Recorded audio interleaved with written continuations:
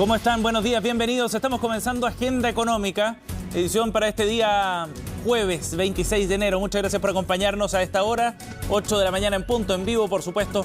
Los acompañamos con los temas más importantes del día. De inmediato, resumimos los asuntos que vamos a ver durante el programa del día de hoy.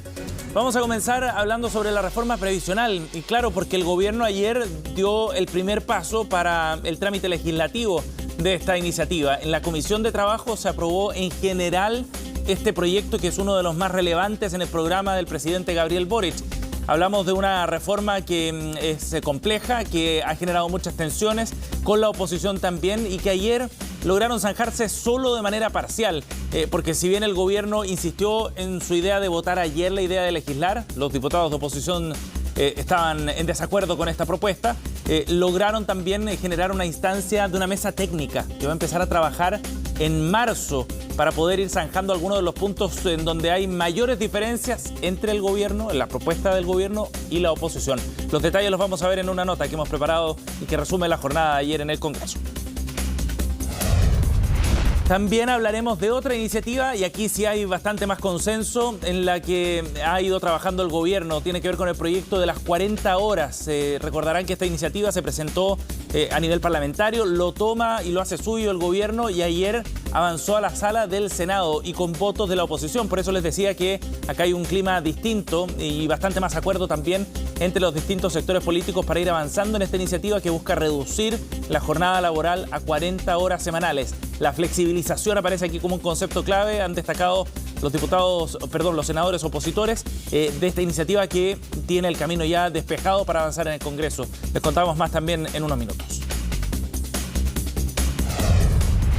Y por otro lado, hoy día comienza la reunión de política monetaria del Banco Central. Esta instancia bien relevante porque lo que se espera para hoy no es necesariamente una reducción de la tasa de interés, sino más bien las señales de que ese es el camino al que se está orientando el Banco Central. De hecho, hay un debate abierto entre los economistas a nivel local respecto a si el banco debería comenzar a acelerar ese proceso de reducción de tasas. Hay muchos economistas que plantean que todavía no es posible hacerlo cuando la inflación supera el 12%, pero sí, ya en la reunión de abril podrían venir algunos recortes, incluso algunas apuestas plantean que podría ser un recorte bien fuerte de cerca de 150, incluso hasta 200 puntos base.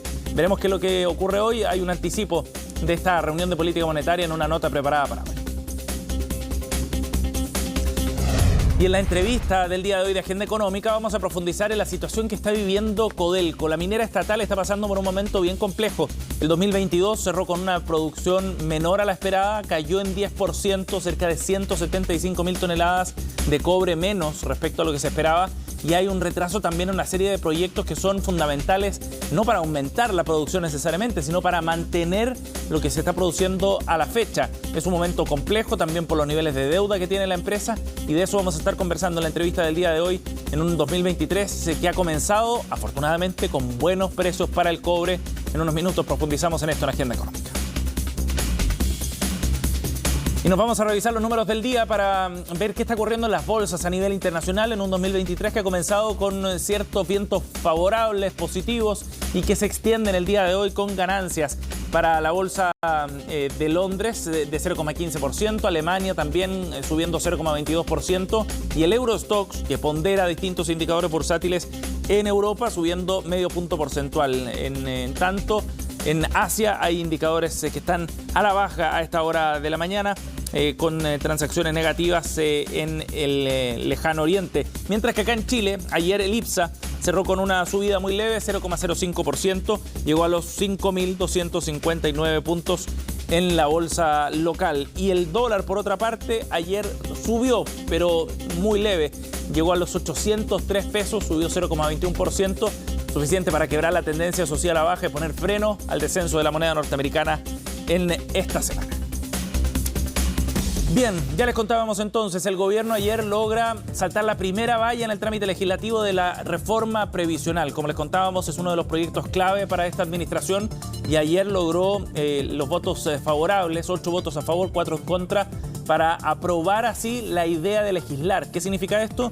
que el articulado general ya está con el visto bueno y ahora viene la discusión en particular, detalle por detalle, artículo por artículo. De todas maneras, quedó el compromiso de parte del gobierno de conformar una mesa técnica. En febrero se buscarán los nombres para que en marzo trabaje y el 31 del tercer mes del año ya esté listo ese informe. Los detalles los vemos en la nota de Belén Vázquez. Nunca nos hemos negado a la reforma de pensiones en esta legislatura. Nunca. Eso salvo en la última sesión de la Comisión de Trabajo de la Cámara, donde la oposición votó en contra de la idea de legislar la reforma de pensiones. Fueron 4 negativas y una abstención de parte de Chile Vamos a la iniciativa del gobierno, que pese a eso sorteó su primera valla gracias a los votos oficialistas. Tenemos una responsabilidad histórica de suscribir un pacto de seguridad social para Chile, para mejorar el monto de las pensiones, y tenemos que hacerlo de forma urgente, de forma oportuna. Nosotros como Ejecutivo no tenemos vetos en materia previsional. No ha sido el Ejecutivo ni los partidos de gobierno, me parece, los que han puesto líneas rojas en esto. No ha sido un debate sencillo para el proyecto que ingresó hace 3 meses a la comisión, donde ha enfrentado varias críticas, principalmente por el destino del 6% de cotización adicional con cargo al empleador y la separación de la industria. Queda claro el sustrato de que es lo que se quería. El gobierno quiere decir que terminó con las AFP y que no habrá ni un peso más para las AFP, como afirmó la presidenta del Consejo Consultivo Previsional cuando era ministra del Trabajo. El seguro social hoy es eso, es colaboración. Y es colaboración que la derecha francesa, española, incluso la alemana, han llegado a un consenso en el cual la solidaridad intrageneracional es una cuestión base.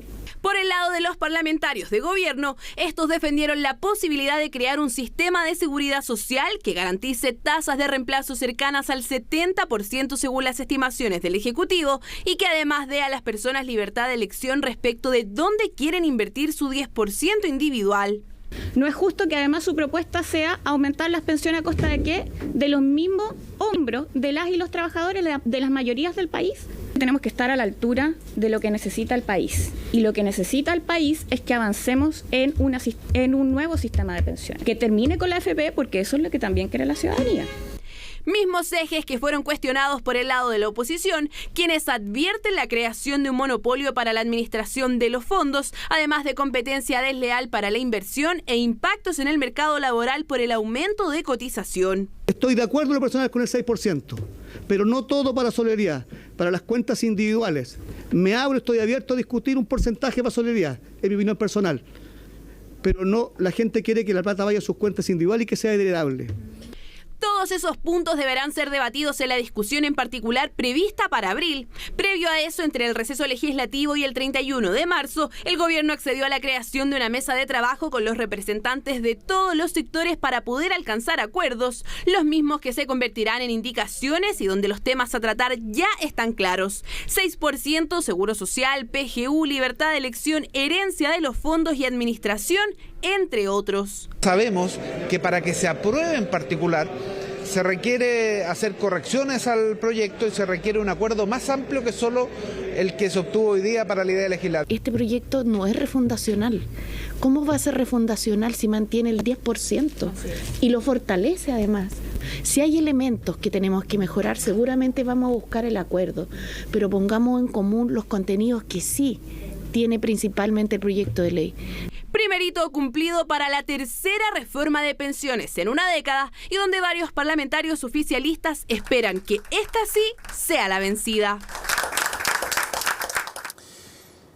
Bueno, ayer en CNN Prime pudimos conversar con la ministra del Trabajo, Janet Jara, precisamente sobre el avance de esta iniciativa y lo que viene ahora. Es bien interesante esta instancia de esta comisión técnica, cuáles son los objetivos que tiene y también de qué forma se va a incorporar esa propuesta dentro del proyecto. La ministra aseguraba que estaban abiertos en el Congreso, en el gobierno, a poder incorporar otras modificaciones siempre y cuando mejoraran las pensiones de los chilenos. Esto fue lo que planteó la secretaria de Estado. El mandato de ese comité va a ser generar una base de entendimiento para subir las pensiones en Chile. El objetivo de la reforma de las pensiones es subir sustantivamente el monto y por tanto cualquier propuesta que sea igual o mejor que la del gobierno para subir las pensiones es bienvenido. Hoy día nosotros hemos propuesto un seguro social y no hay ninguna otra propuesta sobre la mesa. Han habido muchas críticas desde la oposición, pero no hay propuestas y ahí es donde, si queremos, por cierto, encontrar un acuerdo, debemos pasar también al punto en el cual se pongan propuestas sobre la mesa, pero esas propuestas tengan como resultado subir sustantivamente el monto de las pensiones. Si hay una propuesta distinta que suba las pensiones en igual monto o más, nosotros vamos a estar disponibles.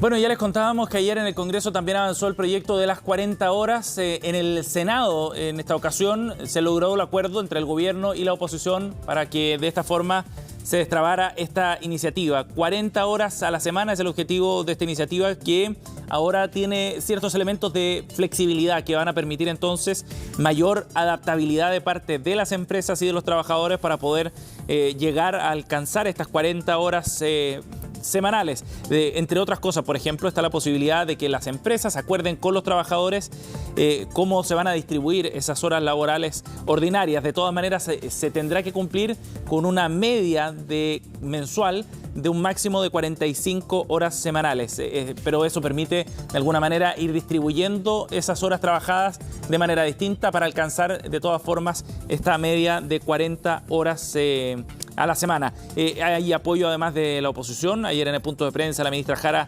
destacaba los avances alcanzados y cómo se había logrado llegar a un acuerdo precisamente con los senadores opositores. Por lo tanto, se ve el camino ya despejado también para que esta iniciativa sea aprobada también en la sala del Senado. La ministra Jara se refirió también en esta conversación aquí en CNN a este proyecto. Hemos encontrado un espacio de acuerdo muy interesante en 40 horas. Algo que hace 5 años atrás se veía imposible, ahora, hoy día en particular, se aprobó en el Senado, en la Comisión Trabajo, de forma unánime. Y por tanto, ahí el espacio tanto del diálogo prelegislativo con trabajadores y empleadores, así como también con los parlamentarios de la oposición y del oficialismo, ha dado sus frutos. El país lleva muchos años estancado en productividad y, como usted sabe, además somos de los países que tenemos jornada laboral más extensa con una menor tasa de productividad. Entonces tenemos que apuntar a los dos elementos. El presidente nos ha encargado, ¿cierto?, a los ministerios económicos, en particular en la materia de productividad, a Hacienda y Economía, pero nosotros como Ministerio del Trabajo poder, ¿cierto?, hacer algunos anuncios en materia de productividad que vendrán muy pronto. Bien, nos vamos a otro tema, 8:13. El Banco Central tiene hoy día su reunión de política monetaria, donde se va a delinear el camino para la tasa de interés en nuestro país. Y hay bastante consenso en el mercado de que es necesario comenzar con un recorte. El momento preciso para hacerlo es lo que está en discusión. Hoy día, en todo caso, podrían darse algunas señales, y será eso bien interesante, de parte del Banco Central sobre ese camino y la velocidad en la que se implementen esas rebajas de tasas. Los detalles los vamos a ver en la siguiente nota. No hay dos opiniones en el mercado. El Banco Central debe mantener la tasa de interés en 11,25% en su reunión que termina este jueves. Así lo recomendó también el Grupo de Política Monetaria. Europa y con menor probabilidad Estados Unidos podrían entrar en recesión en el transcurso de los próximos trimestres. En Chile recién comenzaría a consolidarse una baja en la tendencia inflacionaria, lo que se explica tanto a partir de factores externos como la caída en los precios internacionales. Estas condiciones en el plano internacional y local justifican la recomendación por parte de este grupo de economistas, decisión que prevén que el Banco Central deberá tomar con mucha precaución, debido a las consecuencias negativas que podría generar atrasarse o adelantarse en el siguiente paso, bajar la tasa de interés. Que claro, a la hora de tomar la decisión, probablemente el Banco Central tenga que sopesar como los dos riesgos entre apurarse y que podría ser preocupante en caso de que después tenga que volver a subir la tasa, eso podría tener costos muy altos, o claro, quizás atrasarse un poco con la baja de tasas y que esto implique un incremento en la tasa de interés real y que siga frenando la actividad quizás más de lo necesario. Pese a que señalaron que es delicado apresurarse a generar un pronóstico de la tasa a la baja, el grupo indicó que en condiciones de disminución de la inflación, las cifras debiesen comenzar a bajar en el segundo trimestre de este año. Sin embargo, indicaron que poner un plazo podría generar un costo muy grande. Quizás uno puede pensar de que eso reduce la incertidumbre, poner un plazo en el cual se va a dar la baja tasa de interés del Banco Central. Pero al final puede ser que lo que estamos olvidando es que hay cosas que ocurren en largo o mediano plazo que con una decisión incorrecta o errónea o que después se tiene que revertir, al final eso termina incidiendo en una mayor incertidumbre de mediano y largo plazo. Todas las encuestas proyectan que el ente emisor comenzará a bajar la tasa en abril. Serán muy importantes los siguientes datos del IPC, que oscilan entre 0,5 a 0,3% para enero y febrero. 8:15. El día de hoy comienza a regir la nueva ley del MEPCO, el mecanismo de estabilización de precios de los combustibles, que trae como gran novedad los periodos cada los cuales se van a ir adaptando los precios en el mercado a nivel local. Se harán ajustes cada 3 semanas, aunque vendrían, eso sí, en montos mayores cada una de esas variaciones. De hecho, para el día de hoy está pronosticado que haya una caída superior a 20 pesos, en los precios de las gasolinas de 93 y de 97 octanos, 21 pesos y 28 pesos respectivamente.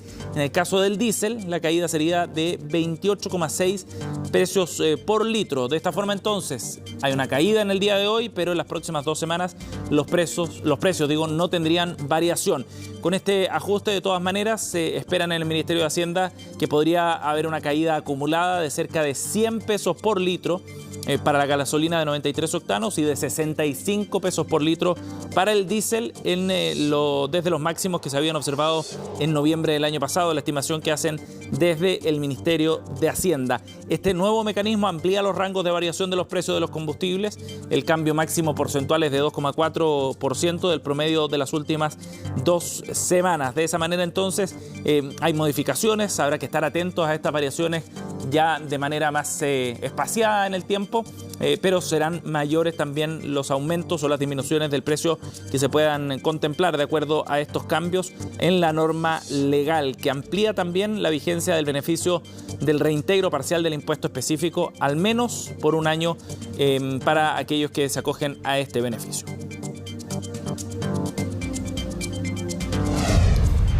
8:17, nos vamos a la pausa, volvemos de inmediato con más de Agenda.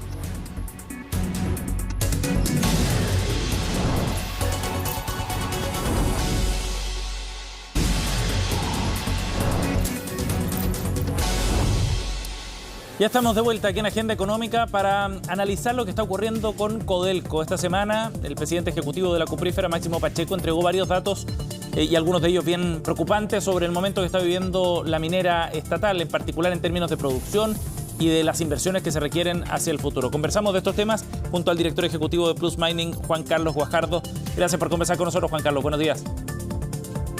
Hola, Sebastián. Buenos días.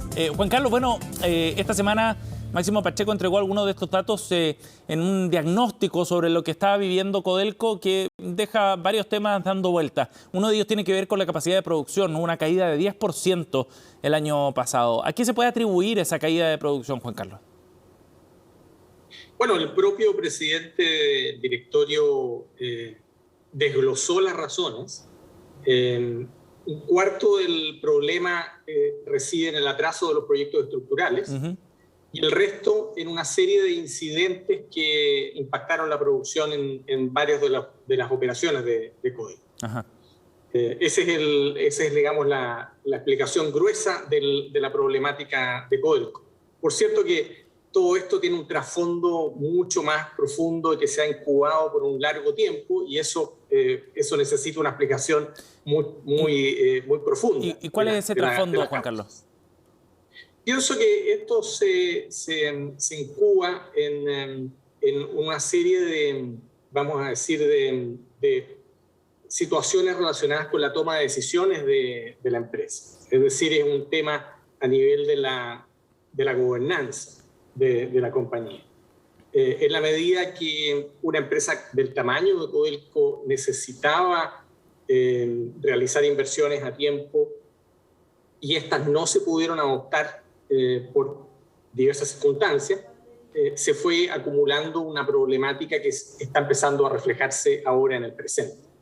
En minería todos estos problemas se acumulan en un periodo bastante largo de tiempo, ¿no? Juan Carlos, entonces, ¿y eso tiene que ver con problemas en la toma de decisiones que han afectado la capacidad de inversión de la empresa?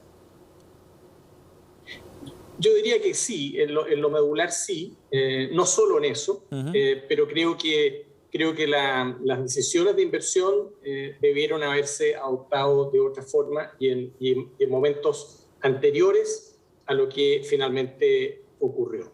Y ese es el origen de la problemática. Posteriormente, cuando no están esas inversiones a tiempo, comienzan a producirse una serie de situaciones, no está la producción a tiempo y empiezan a tal vez postergarse mantenciones para tratar de obtener producción en el presente más rápidamente, y toda esa serie de situaciones que van postergando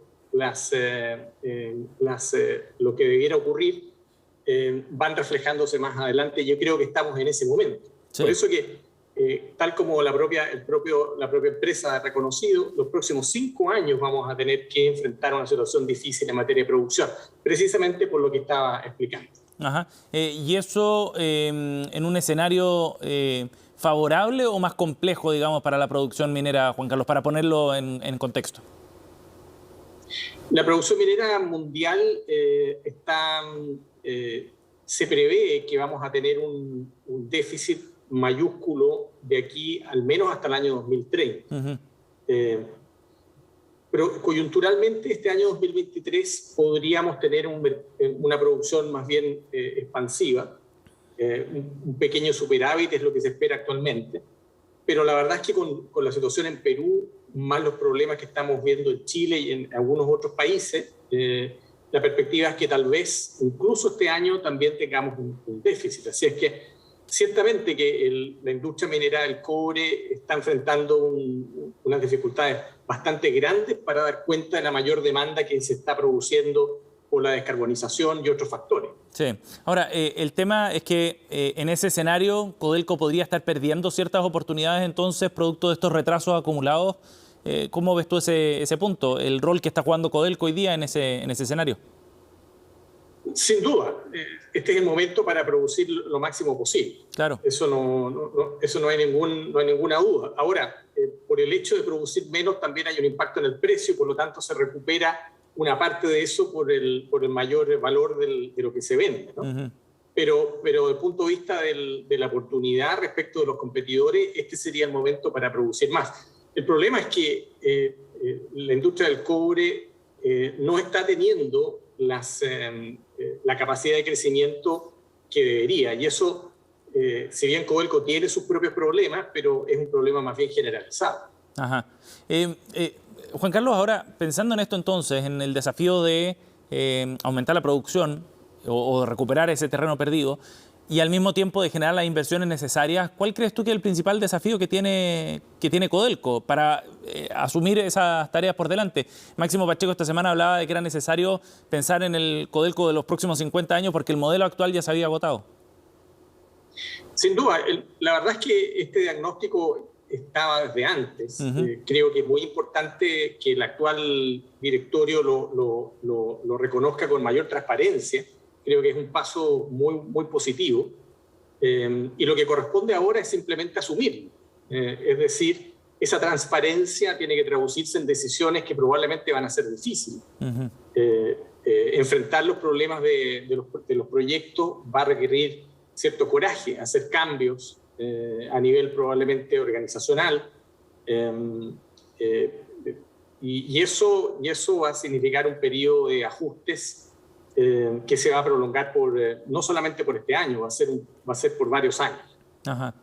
Juan Carlos, por último, desde el punto de vista financiero, ¿están las condiciones para que Codelco pueda revertir este escenario, considerando el rol que juega el Estado, por supuesto, y el gobierno de turno para la toma de esas decisiones? Bueno, ahí hay un desafío importante.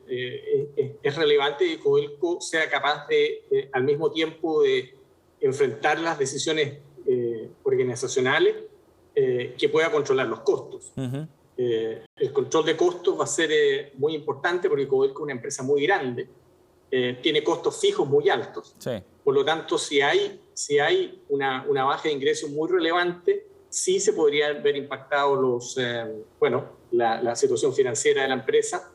Y por eso que acompañando las decisiones a nivel de inversión, será necesario también un ajuste de costos que permita mantener los flujos de la empresa de manera adecuada. Uh-huh. De todos modos, probablemente Codelco va a tener que recurrir a un mayor endeudamiento para poder solventar este periodo, sí. que afortunadamente se ve con buenos precios, y ojalá sea así, porque de otra manera sí vamos a tener un desafío mayor.